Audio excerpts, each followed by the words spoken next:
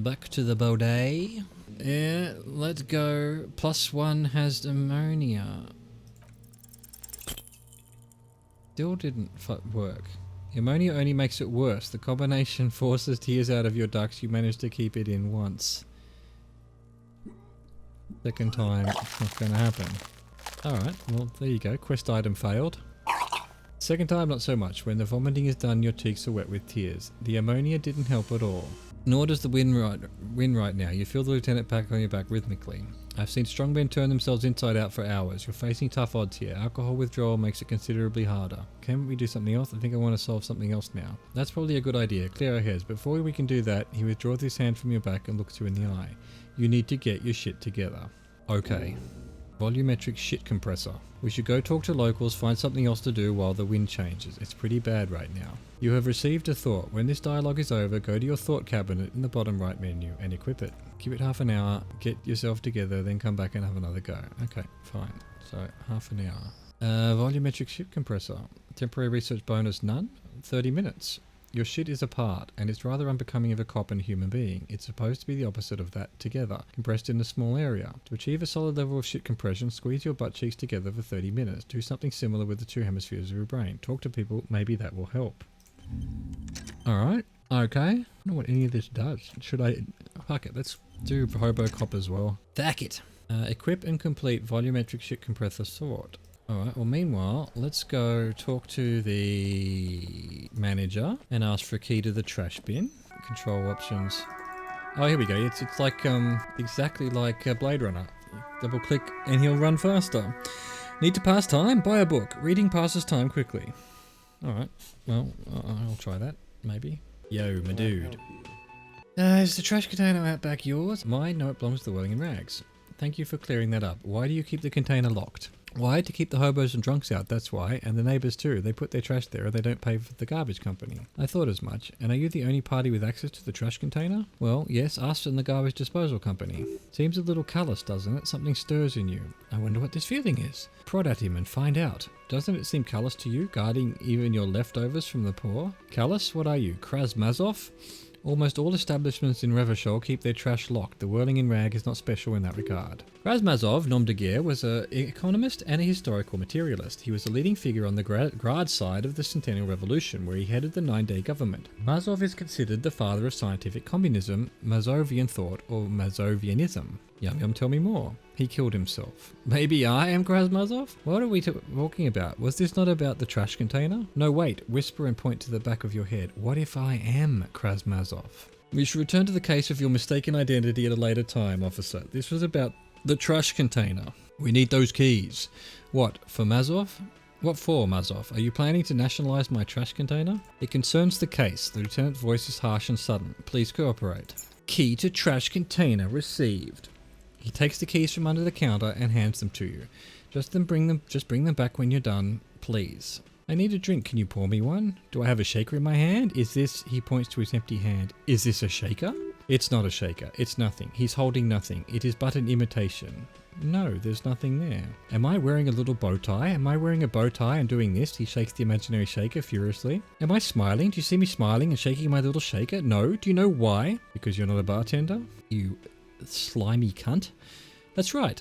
I'm the cafeteria manager. He calms his breath. I'm glad we cleared that. Was there anything else? Play it calm. This man needs to understand you need a drink to help the community deal with police stuff. I'm an alcohol operated detective. If you want me to clean up the dead body and solve the case, then you need to insert alcohol into my mouth. Oh well, in that case, let me pour you a nice big refreshing marinella. Do you want that out of a glass or a pineapple? You do not want to taunt me, not when it comes to marinellas.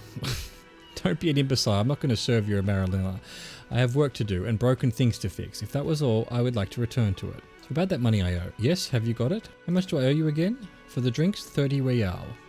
Okay, so how do I pay you? Let's talk about something else. So about that money I owe, how do I pay him? I would like to pay you, sir. By the way, I'm going to sing karaoke here. Absolutely out of the question. Absolutely in the question. First we find a sad banger and then we sing this place to shit. Your body is ready, sire. I've seen something here at the Whirling Guards. I think a thing I need to talk about. He rolls his eyes. What thing? I saw a sign that said the mess hall was reserved for the Union. Yes, not the whole damn Union, thank God, just the nastiest and loudest faction. He tosses his head in disdain. They come here in the evenings, dumb, unruly types, think they're big shit, but they're good customers, they place big orders and always pay on time. Find out who is in the Union box. He gives you a meaningful nod. We should find out who this loud faction is occupying the booth. Loudness means talkative and we need information. How do we find them? We don't. We have to wait. They'll show up sooner or later. He looks towards the booth. Men are hungry, even striking men. If not today, then they'll be here tomorrow. These are the things called days. You sleep between them. He's just saying they'll come after you've slept. Just making clear you got that. Right. So, they won't be here tonight. They will be here after sleeping. Fine. Guard, I saw a sign that said I couldn't go into the kitchen. Why can't I go into the kitchen? What, are you a cook now? That's none of your business. But there may be something pertinent to the investigation in the kitchen. He rolls his eyes. He wasn't pan-fried. He was lynched. What could the kitchen possibly have to do with? He changes his mind. Fine, okay, the kitchen is closed until 1 o'clock because the cook is working. You can snoop around after that if you must, and it is literally 1 o'clock as that happens. Something else? What? By the way, you should come back to this thing-based questionnaire if you see anything interesting in the whirling later. Okay, goodbye. Find out Union box, what time it is. Alright, we will quickly check the kitchen because it should be open now. It is after 1 o'clock. Game. Wait, do I have to come and talk to him after 1 o'clock? Can I help you? After 1 o'clock? Do I have to leave the fucking place and then come back in? Why have I got these stupid gloves on? Revachol is pronounced Revachol. Orange is pronounced Oranje. Oranje, okay. Glacier is pronounced Glacier. Glacier. Revachol. Well, I was sort of saying them not at all the right way, but that's cool. The map tab in your journal lists all the white checks you can reattempt. Can we... Yay, the kitchen's now open. That's fantastic. Go through here, see what this is. The dishes are drying. They smell of chemicals and pine trees. Grazie Quebec. A thin man is smoking below an exhaust hood, occasionally sipping from his mug. This must be the Whirling's cook. As you step in, he nods towards the table and says something in a completely foreign language. The only words you can make up are Grazie and Quebec. Okay, it's definitely not his name. Whatever you do, please don't call him Grazie Quebec. Please, it's not funny. Hello, sir. Got time for a few questions. The man puts his cup down and replies something, his left hand drawing arcs in the air. You've got some impressive pots there. He smiles and bangs his ladle against each of his pots in turn. I don't see any pots. It's almost like music, especially the sounds of assorted dishes boiling and simmering on the stove. Alright, stay masculine. An aroma of spices, alcohol and tomato hangs in the air. What's this? I will take the money.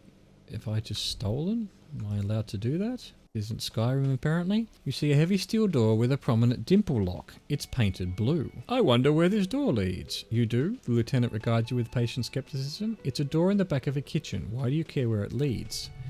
Winch outside in the backyard, remember? No, your fingers do. There was a winch outside on the roof, like that of a small elevator. Well, if there was a winch, I suppose we could look into it as a side investigation. It's hardly a side investigation, you already have a name for it. No, the door is a mega investigation. I'm calling it Behind the Blue Door. Hardly worth a title. He looks at the door, then you. Anyway, Garter is the person to ask about, the cafeteria manager. Touch the door. The cobalt blue surface feels rough to touch. The stainless steel was door flush with its frame on every side. Old cobalt paint, rough on the fingers, 40-50 years since this was painted maybe. Leads to a side building adjacent to this one, the old building next to this half ruined. Whatever is behind must be older. Try to push on the door. The door does not budge. Well, fuck you, door. They're trying to find a way into the secret passage. I need to talk to the dude again then. We've still only... Alright.